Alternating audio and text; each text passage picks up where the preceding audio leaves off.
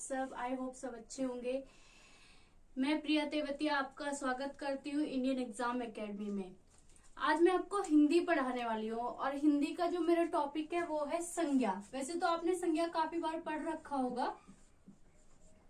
संज्ञा, संज्ञा कहते किसे हैं, संज्ञा का अर्थ क्या है और जो संज्ञा है वो कितने प्रकार की होती है। संज्ञा हमारे विश्व में या हमारी पृथ्वी पे जो भी चीजें हैं वो सब क्या है, वो सब एक संज्ञा है। यानी कि एक जो मैं पेन ले रही हूँ ये भी एक संज्ञा है, ये बोर्ड जो है ये भी एक संज्ञा है, इस कमरे में मैं पढ़ा रही हूँ, इस कमरे में जो भी यानी कि दीवार है और छत है वो सब क्या है, एक संज्ञा है। तो आइए समझते हैं संज्ञा का अर्थ क्या है। ठीक है, और संज्ञा की जो संधि है वो किन किन शब्दों से बनी हुई है या किन दो शब्दों से मिलकर संज्ञा जो शब्द है वो बना हुआ है। तो संज्ञा का अर्थ है सम प्लस ज्ञा। सम प्लस ज्ञा। सम का क्या अर्थ है? सम का अर्थ है अच्छी तरह से, अच्छी तरह से या आपका ठीक ढंग से, अच्छी तरह से या ठीक ढंग से। ज्ञा का अर्थ है बोध, बोध या आपका ज्ञान, बोध या ज्ञान। अब इसका अर्थ क्या हुआ? इसका अर्थ हुआ है अच्छी तरह से या अच्छी तरह से या ठीक, अच्छी तरह से या ठीक ढंग से संपूर्ण ज्ञान का बोध होना। ठीक ढंग से संपूर्ण ज्ञान का बोध होना।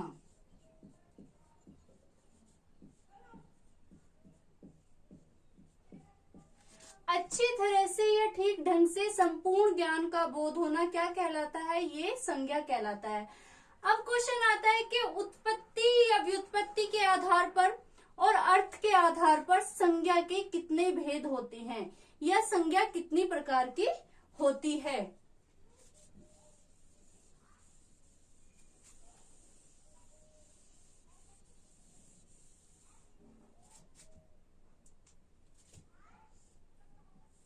उत्पत्ति या व्युत्पत्ति या अर्थ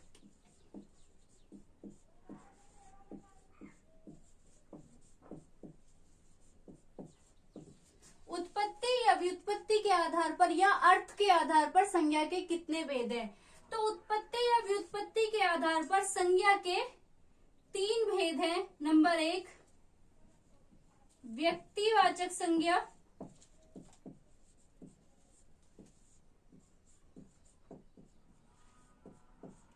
और आपका नंबर 2 गण्य, और नंबर 3 आपका अगण्य।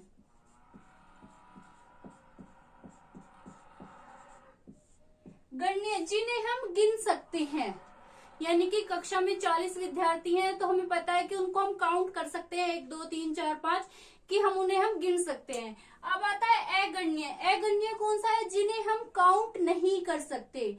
जैसे कि कक्षा में कक्षा को छोड़ो कि 1 किलो दाल दे दीजिए, 1 किलो दाल हमने ले ली, हम काउंट नहीं कर सकते कि कितने दाल के दाने हैं।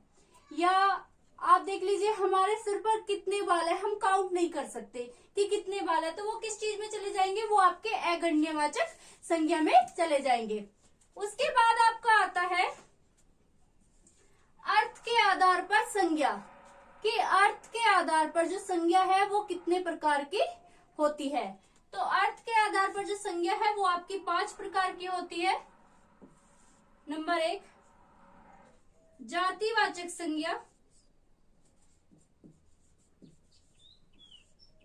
जातिवाचक संज्ञा। नंबर 2 आपका भाववाचक संज्ञा, भाववाचक संज्ञा। नंबर 3 आपका व्यक्तिवाचक संज्ञा, व्यक्तिवाचक संज्ञा। नंबर 4 आपका द्रव्यवाचक संज्ञा, द्रव्यवाचक संज्ञा। और नंबर 5 आपका समूहवाचक संज्ञा, समूहवाचक संज्ञा। वो आपसे पूछ रहा है कि संज्ञा उत्पत्ति या व्युत्पत्ति के आधार पर कितने प्रकार की होती है। तो संज्ञा उत्पत्ति या व्युत्पत्ति के आधार पर 3 प्रकार की होती है आपकी। व्यक्तिवाचक संज्ञा, गण्यवाचक संज्ञा यानी कि जिन्हें हम गिन सकते हैं, अगण्यवाचक संज्ञा जिन्हें हम नहीं गिन सकते। उसके बाद वो आपसे पूछ रहा है कि अर्थ के आधार पर संज्ञा कितने प्रकार की होती है। तो अर्थ के आधार पर संज्ञा आपकी 5 प्रकार की होती है। जातिवाचक संज्ञा, भाववाचक संज्ञा, आपकी व्यक्तिवाचक संज्ञा, द्रव्यवाचक संज्ञा और समूहवाचक संज्ञा। अब हम इनको एक एक करके पढ़ेंगे।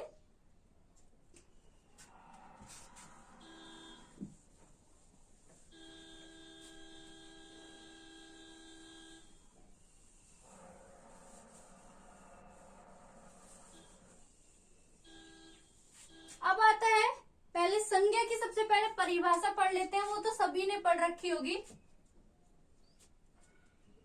जिसमें किसी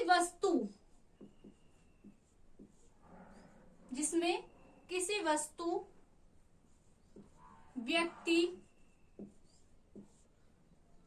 प्राणी, स्थान और भाव, जिसमें किसी व्यक्ति, वस्तु, प्राणी, स्थान और भाव का बोध हो उसे हम क्या कहते हैं, उसे हम संज्ञा कहते हैं। तो वस्तु में आप देख लीजिए, वस्तु में कुछ भी हो सकता है। वस्तु में आ जाएगा आपका कुर्सी, मेज, पेन। व्यक्ति में आपका देख लीजिए सीता, आपका मोहन, सीता और मोहन। प्राणी में आपका आता है मनुष्य और आपका आ गया जानवर। उसके बाद स्थान में आपका आता है दिल्ली,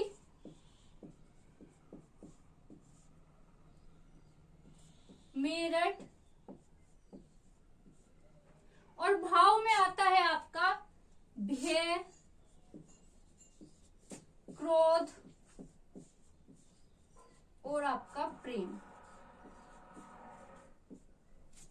वस्तु में कुर्सी, मेज, पेन, ये आपको ऊपर का दिख नहीं रहा होगा, मैं इसे यहाँ पे लिख देती हूँ। वस्तु में पेन, कुर्सी और आपका मेज। वो आपसे कह रहा है कि संज्ञा किसे कहते हैं, किसी व्यक्ति, वस्तु, स्थान या भाव के नाम को हम संज्ञा कहते हैं, या इन चारों चीजों का हमें जो बोध हो उसे हम संज्ञा कहते हैं। व्यक्ति में आपका आ जाता है सीता, गीता, मोहन, यानी कि किसी भी व्यक्ति का नाम।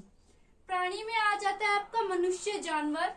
स्थान में आपका आ जाता है दिल्ली, मेरठ, बरेली, आगरा। ठीक है।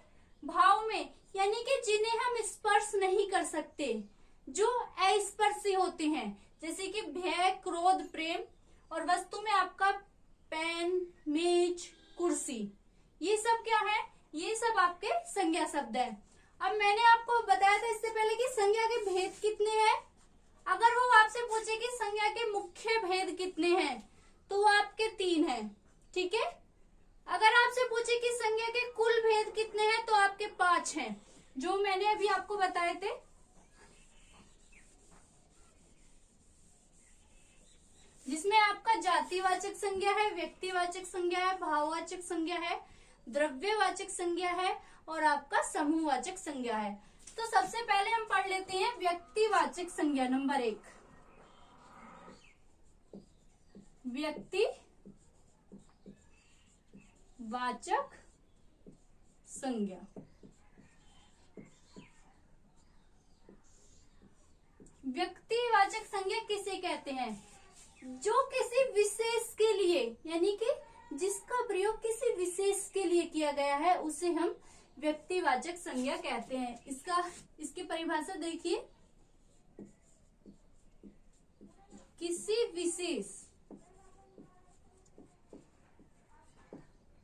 विशेष व्यक्ति,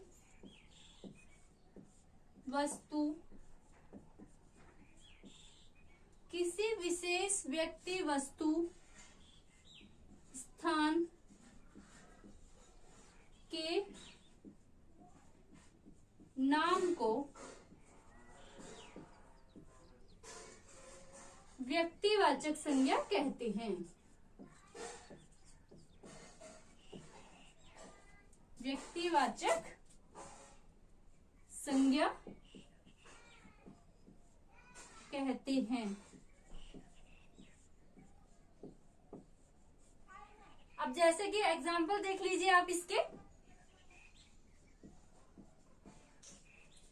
हिमालय पर्वत, हिमालय पर्वत, गंगा नदी,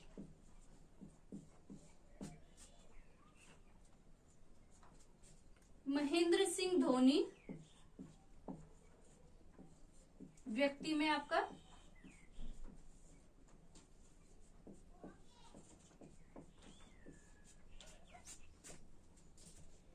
रामायण महाभारत, रामायण महाभारत,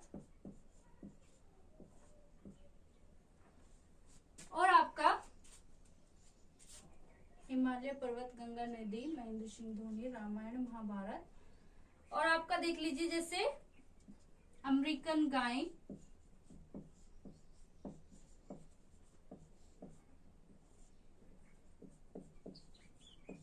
अमेरिकन गाय, स्थान में आपका ले लीजिए दिल्ली, ठीक है।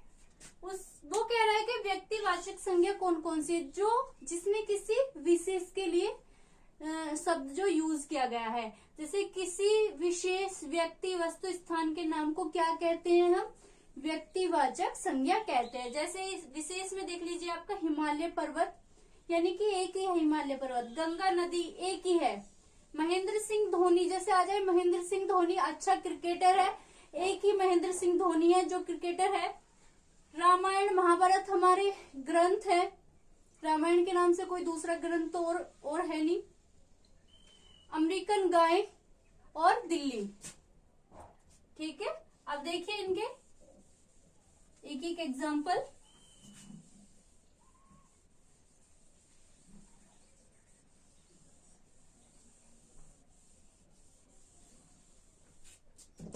देखिए इसका एक एक एग्जाम्पल।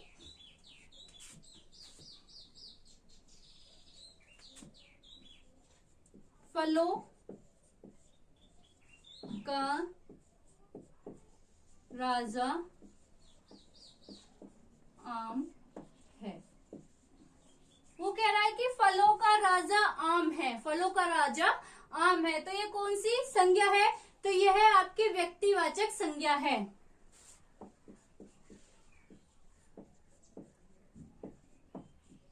अमेरिकन गाय, या दे सकता है वो कोई सी भी गाय का नाम, साहिवाल गाय,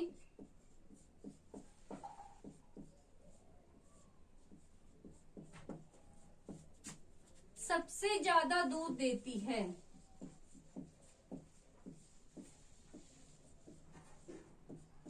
सबसे ज्यादा दूध देती है।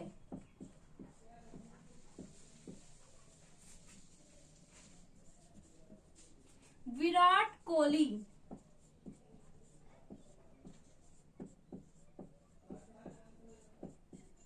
विराट कोहली अच्छा क्रिकेटर है।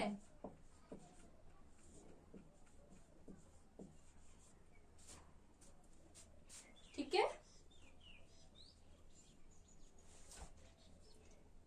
अब देखिए आगे।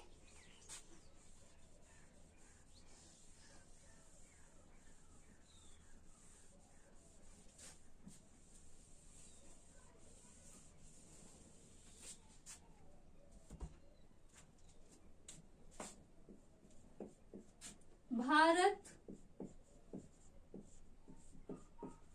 एक अच्छा देश है।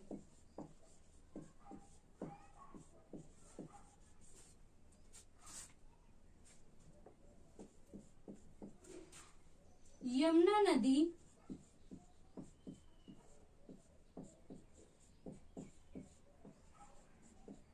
भारत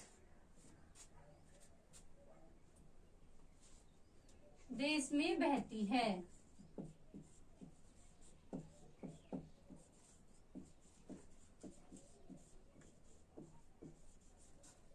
ठीक है, उसके बाद उसके बाद आता है जातिवाचक संज्ञा। एक है व्यक्तिवाचक संज्ञा, दूसरा है जातिवाचक संज्ञा। व्यक्तिवाचक संज्ञा मैंने आपको पढ़ा दिया है।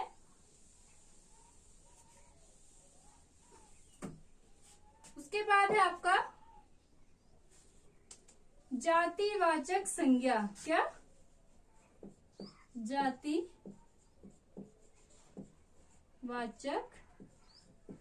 संज्ञा। नंबर 2, जातिवाचक संज्ञा किसे कहते हैं या जातिवाचक संज्ञा क्या होता है? जातिवाचक संज्ञा जिसमें किसी की जाति या समुदाय या समुच्चय का बोध हो, उसे क्या कहते हैं हम? जातिवाचक संज्ञा कहते हैं। जिसमें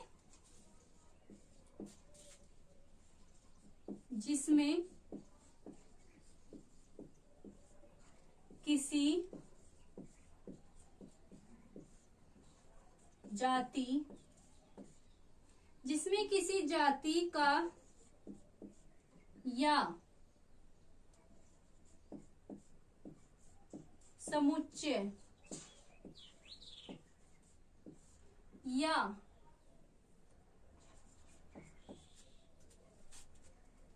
समुदाय का बोध हो।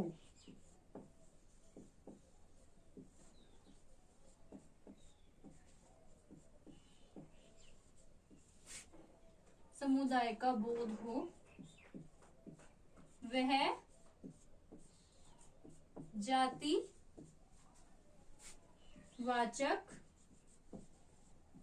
संज्ञा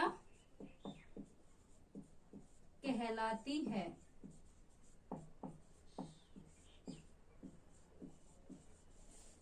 जातिवाचक संज्ञा किसे कहते हैं? जिसमें किसी की जाति, समुदाय या समुच्चय का बोध होता है, उसे हम जातिवाचक संज्ञा कहते हैं। अब देखिए आप कि भाई जाति कैसे, देखिए जैसे कि आपका आता है यह आम बहुत रसीला है। वो कह रहा है आपसे कि यह आम बहुत रसीला है। अब आम की तो अलग अलग बहुत सारी जातियां हैं।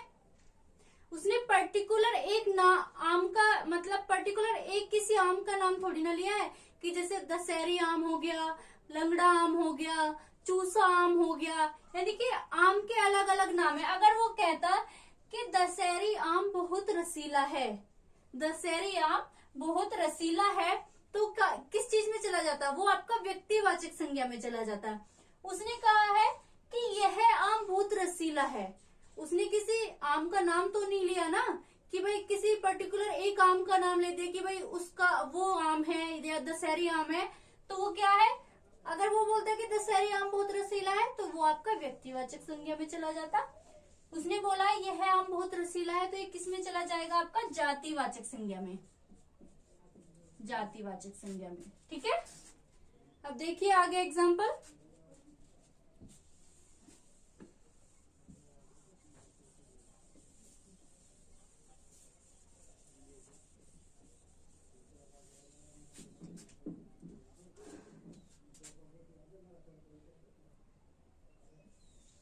महामारी के टाइम पर, ये आपका आया हुआ है वाक्य, महामारी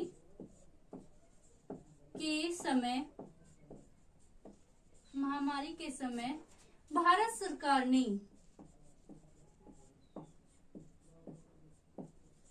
भारत सरकार ने प्रत्येक परिवार को, प्रत्येक परिवार को राशन दिया। अब उसने यहाँ पे परिवार पर अंडरलाइन कर रखा था, वो आपसे पूछ रहा था कि इसमें कौन सी संज्ञा है, तो उसने बोला है वाक्य में दिया हुआ है महामारी के समय, महामारी के समय भारत सरकार ने प्रत्येक परिवार को राशन दिया या राशन वितरित किया। तो परिवार जो है इसमें कौन सी संज्ञा है, तो परिवार इसमें कौन सी संज्ञा है, इसमें जातिवाचक संज्ञा है, जातिवाचक संज्ञा। उसने कोई पर्टिकुलर नाम नहीं दिया कि भाई उसके परिवार को, इंडिविजुअल एक का नाम नहीं दिया उसने बोला प्रत्येक परिवार को, तो प्रत्येक परिवार को दिया है तो कौन सी संज्ञा है, जातिवाचक संज्ञा है। उसके बाद वो कह रहा है कि भारत की सत्ता पर, भारत की सत्ता पर, भारत की सत्ता पर गांधी परिवार का हक है, गांधी परिवार का हक है। वो कह रहा है कि भारत की सत्ता पर गांधी परिवार का हक है, तो गांधी परिवार यानी कि उसने एक गांधी का नहीं लिया, नाम नहीं लिया, गांधी परिवार बहुत बड़ा है, तो किस चीज में चला जाएगा, वो भी आपका जातिवाचक संज्ञा में चला जाएगा, जातिवाचक संज्ञा में चला जाएगा। अगर वो आपसे कहता है कि भारत की आजादी में, भारत की आजादी में गांधी जी का बहुत बड़ा योगदान है, वो कह रहा है आपसे कि भारत की आजादी में गांधी जी का बहुत बड़ा योगदान है, और उसने गांधी जी पर अंडरलाइन करके दिया है। देखिए जरा आप, भारत की आजादी में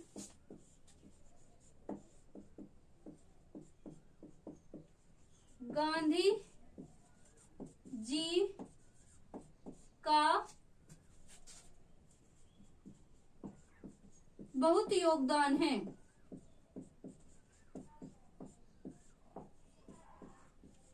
और गांधी जी पे उसने अंडरलाइन किया है। वो पूछ रहा है कि इस वाक्य में कौन सी संज्ञा है, इस वाक्य में कौन सी संज्ञा है। उस टाइम जब भारत की आजादी में गांधी जी थे तो एक ही गांधी जी को जानते थे हम लोग, तो वो कौन सी में चला जाएगा, इस वाक्य में गांधी जी कौन सी संज्ञा में चले जाएंगे, तो यह आपका व्यक्तिवाचक संज्ञा में चले जाएंगे, व्यक्तिवाचक संज्ञा। अगर वो कहता है कि भारत की आजादी में गांधी परिवार का भी हक है, गांधी परिवार, तो परिवार में बहुत सारे लोग हैं, तो वो किस में चला जाएगा, जातिवाचक संज्ञा में। या कहता है कि भारत की आजादी में, वो भारत की सत्ता पर गांधी परिवार का हक है, तो जातिवाचक संज्ञा, और भारत की आजादी में गांधी जी का योगदान है, तो किस में चली जाएगा, आपका व्यक्तिवाचक संज्ञा में। उसके बाद आपका एक क्वेश्चन आता है, ये भी आपका आया हुआ क्वेश्चन है,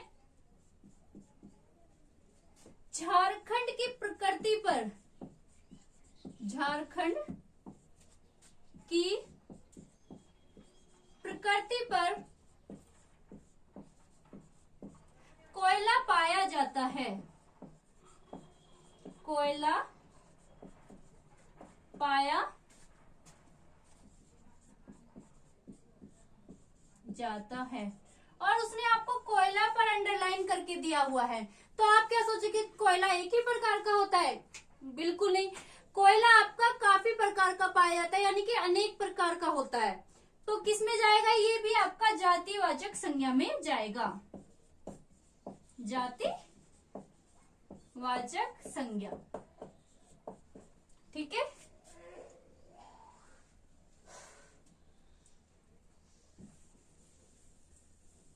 अब देखिए, अब आता है एक नोट, लिखिए, ये याद रखने वाला है, ये नोट आपका। अगर व्यक्तिवाचक संज्ञा का, अगर व्यक्तिवाचक संज्ञा का, अगर व्यक्तिवाचक संज्ञा का बहुवचन बना दें, अगर व्यक्तिवाचक संज्ञा का बहुवचन बना दें, तो वह जातिवाचक संज्ञा बन जाएगा, जातिवाचक संज्ञा बन जाएगा। वो कह रहा है अगर व्यक्तिवाचक संज्ञा का बहुवचन बना दे, अगर व्यक्तिवाचक संज्ञा का बहुवचन बना दे तो वह कौन सी संज्ञा बन जाएगा? तो वह आपका जातिवाचक संज्ञा बन जाएगा। जैसे देखिए, सॉरी, सती सावित्री,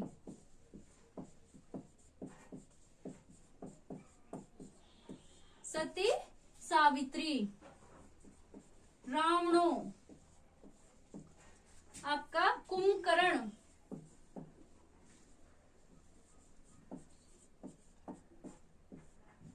कुंभकर्ण भी दे सकता है, वो आपको कुंभकर्णी भी दे सकता है। हरिश्चंद्र,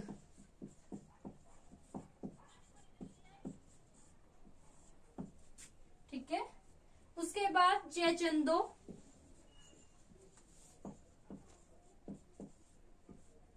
शेक्सपियर,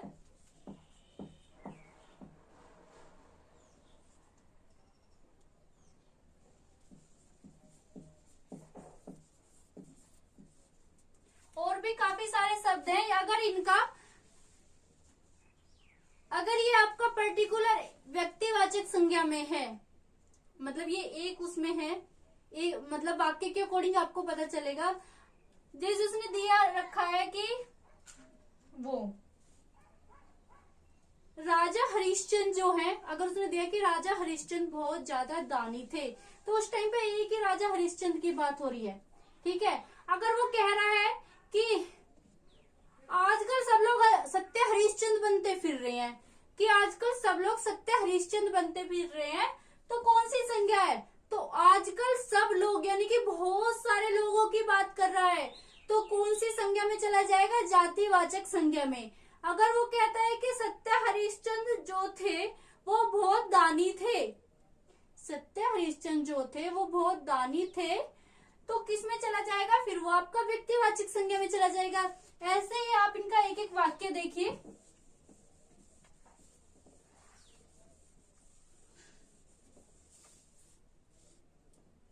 अगर वो आपसे कहता, देखिए,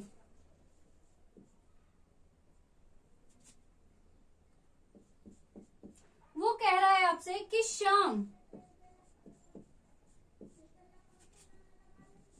परीक्षा देने के बाद कुंभकर्ण की नींद सो गया, की नींद सो गया। वो कह रहा है कि जो गया। अब उसमें एक शाम की बात हो रही है, ठीक है, तो वो किस में चला जाएगा? व्यक्तिवाचक संज्ञा में। ठीक है, अगर वो देता कि परीक्षा समाप्त होने के बाद, परीक्षा समाप्त होने के बाद छात्र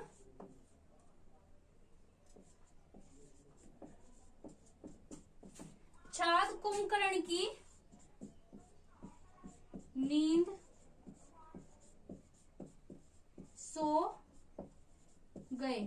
अगर वो कहता है कि परीक्षा समाप्त होने के बाद छात्र कुंभकर्ण की नींद सो गए, तो वो किस में जा रहा है? वो आपका जातिवाचक संज्ञा में जा रहा है, यानी कि काफी सारे छात्रों की बात हुई है इसमें। ठीक है, उसके बाद देखिए आप,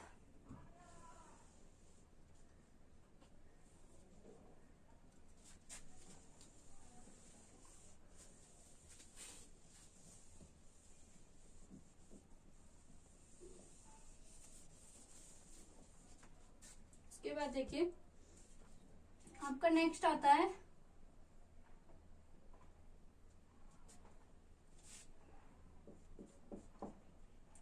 हमारे भारत देश में, हमारे भारत देश में रावणों की कमी नहीं है। रावणों, ये आपका आया हुआ क्वेश्चन है, यानी कि आया हुआ वाक्य है आपका। हमारे भारत देश में रावणों की कमी नहीं है।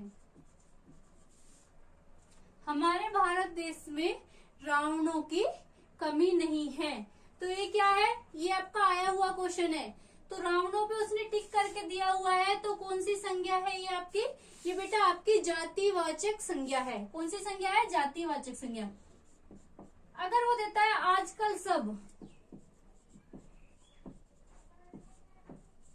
आजकल सब सत्य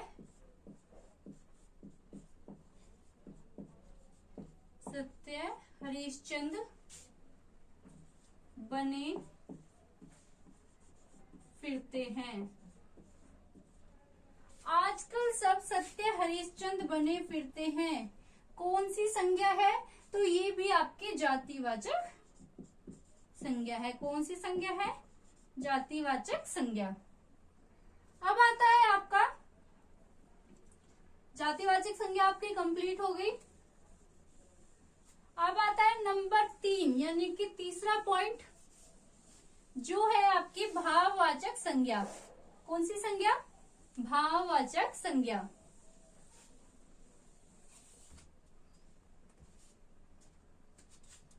नंबर 3,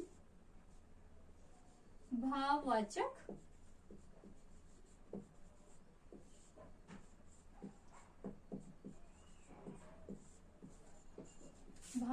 संज्ञा।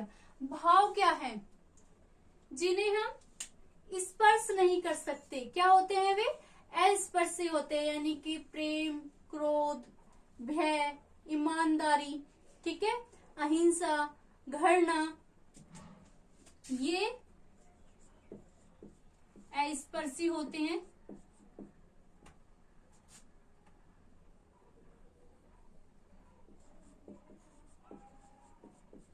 ये अस्पर्शी होते हैं,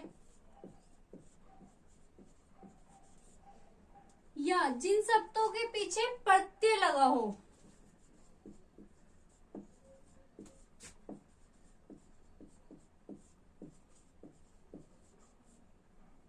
प्रत्यय लगा हो, क्या है वे? आपके भाववाचक संज्ञा है, यानी कि ये आपके अस्पर्शी होते हैं और जिन शब्दों के पीछे प्रत्यय लगा हो।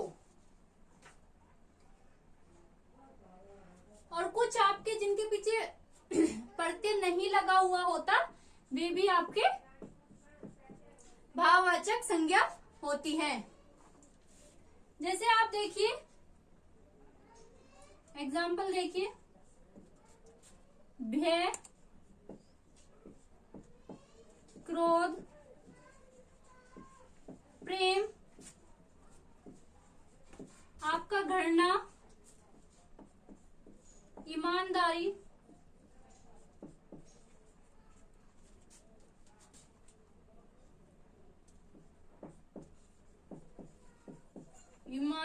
बेईमानी,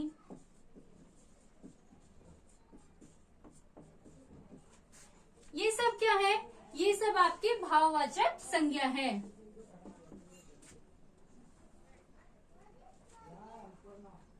मोदी जी ने स्वच्छता के प्रति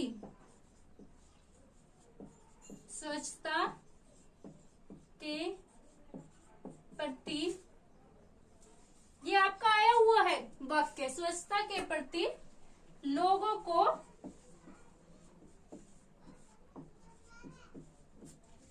को जागरूक किया।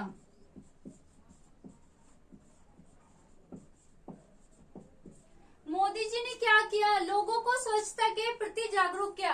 अब उसने दे रखा है कि स्वच्छता के प्रति अंडरलाइन करके, यानी कि जब मोदी जी नारा दे रहे हैं लोगों को स्वच्छता के प्रति, तो हमारे जो मन में एक अलग ही भाव उत्पन्न हो रहा है, और वो जो भाव उत्पन्न हो रहा है वो कौन सी संज्ञा है?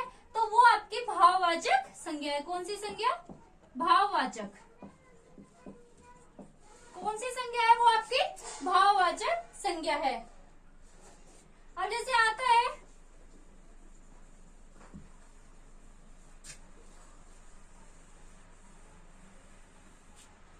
देखिए,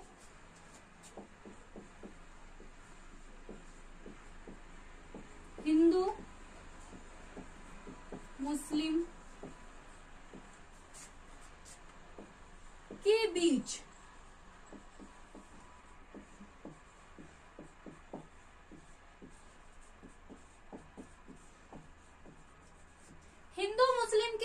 तनाव जारी है। अब जो तनाव है उसे हम यानी कि उसको टच नहीं कर सकते, यानी कि जब वो तनाव हो रहा है तो हमारा मन तो दुखी है, तो वो कौन सी संज्ञा है? ये भी आपकी भाववाचक संज्ञा है। अब आता है कि मीरा की लिखावट,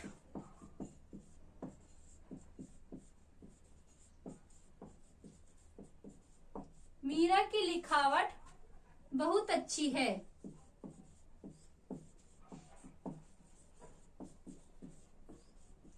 ये भी आपका भाववाचक संज्ञा में आएगा। अब आता है एक आपका बचपन बहुत ज्यादा सुहावना होता है। बचपन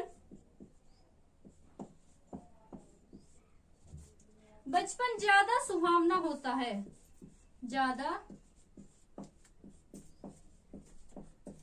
बचपन ज्यादा सुहावना होता है, तो कौन सी संज्ञा है? ये भी आपकी भाववाचक संज्ञा है। उसके बाद आपकी आती है दो संज्ञा और। आई होप यहां तक आपको समझ आई होगी। उसके बाद आता है आपका द्रव्यवाचक संज्ञा।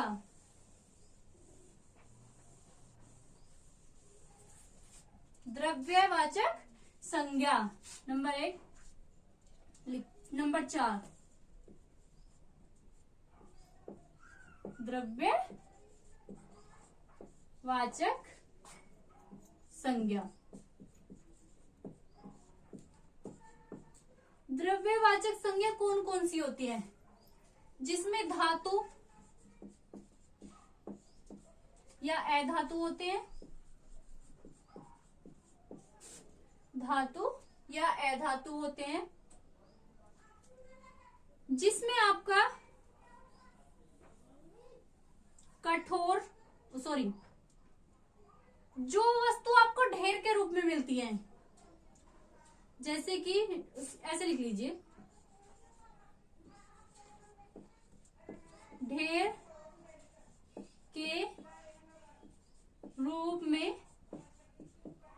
वस्तु, जैसे गेहूं, मिट्टी का ढेर।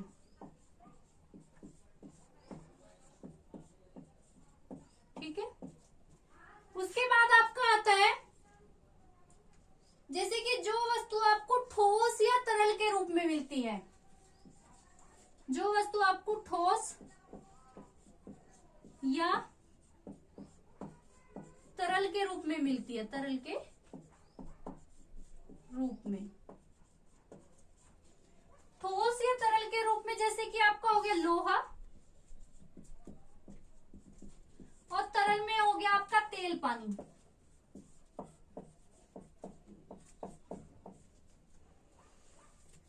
धातु में आपका सोना चांदी,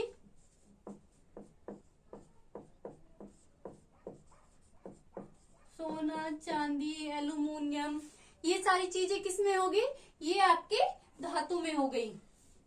उसके बाद जैसे आपका आता है, आ जाते हैं इसमें फल, आपका सब्जी, घी, ये सारी किस चीज में आएंगी, ये आपके द्रव्यवाचक संज्ञा में आएंगी। अब जैसे कि आप इसका एग्जाम्पल देखिए,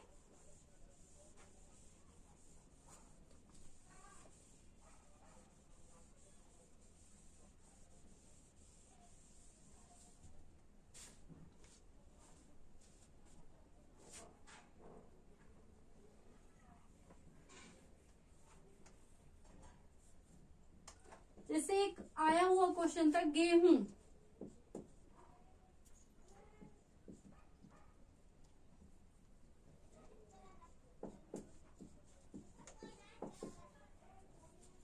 गेहूं शब्द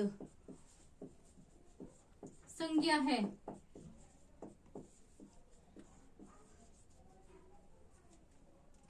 नंबर 1 व्यक्तिवाचक, नंबर 2 द्रव्यवाचक, नंबर 3 भाववाचक। तो कौन सी संज्ञा है आपके द्रव्यवाचक? अगर द्रव्यवाचक ना होके यहाँ पे जातिवाचक होता तो आपको जातिवाचक लगा के आना था, ठीक है। अब जैसे कि आपका क्वेश्चन आता है कि दाल है, दाल है,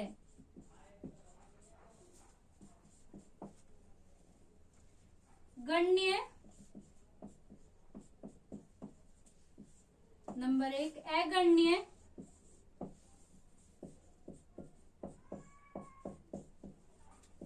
और नंबर 3 आपका नंबर 2 ये है, और नंबर 3 आपका व्यक्ति, व्यक्तिवाचक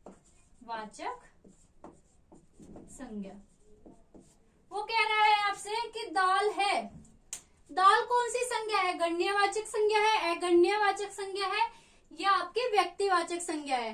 यानी कि जो दाल है, दाल को हम गिन नहीं सकते, दाल के दानों को हम गिन नहीं सकते, तो कौन सी संज्ञा है, ये आपकी अगण्यवाचक संज्ञा है।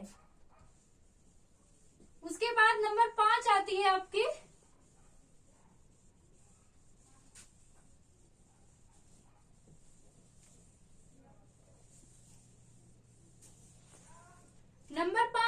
आपकी समूहवाचक संज्ञा, समूहवाचक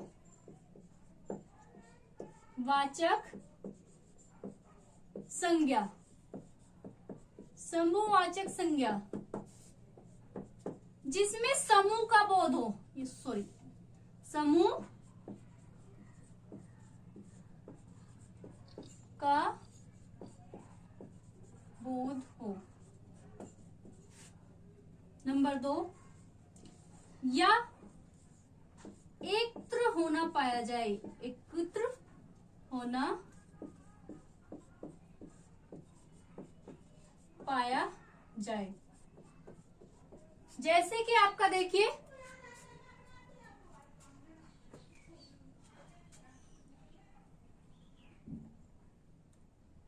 चल जिसमें एकत्र होना पाया जाए, जैसे कि समूह, टोली,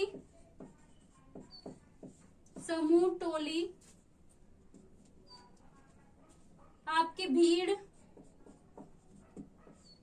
काफिला,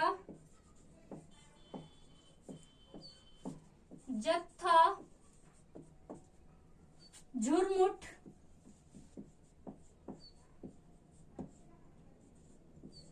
ये सब क्या है? ये सब आपके समूहवाचक संज्ञा के अंतर्गत आते हैं। जैसे कि देखिए,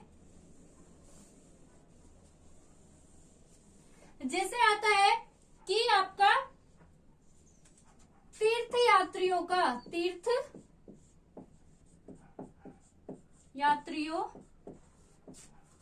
का जत्था जा रहा है, जत्था जा रहा है।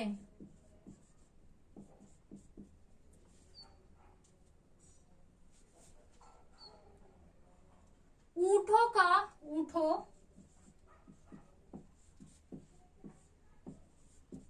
का काफिला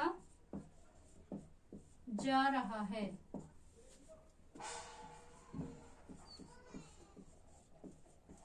यह आपका आता है पशुओं का झुंड, पशुओं का झुंड जा रहा है। सेना की टोली जा रही है। या वनस्पतियों की, जो हमारे भारत देश में वनस्पतियों की झुरमुट झाड़ियां पाई जाती हैं, वो सब किस चीज में आते हैं? वो सब आपके समूहवाचक संज्ञा के अंतर्गत आते हैं।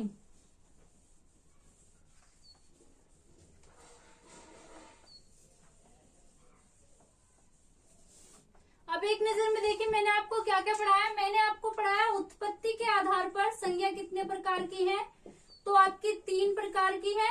व्यक्तिवाचक संज्ञा, गण्यवाचक संज्ञा और अगण्यवाचक संज्ञा। और आपके अर्थ के आधार पर संज्ञा कितने प्रकार की है? आपकी 5 प्रकार की है। जातिवाचक संज्ञा, व्यक्तिवाचक संज्ञा, भाववाचक संज्ञा, समूहवाचक संज्ञा और आपकी द्रव्यवाचक संज्ञा। तो ये जो मैंने आपको पांचों के पांचों कंप्लीट करा दिए। आई होप जो मैंने आपको पढ़ाया है वो आपको अच्छे से समझ में आया होगा। तो वीडियो को लाइक करिएगा और चैनल को सब्सक्राइब करिएगा और मेरी वीडियो को शेयर कीजिएगा। धन्यवाद।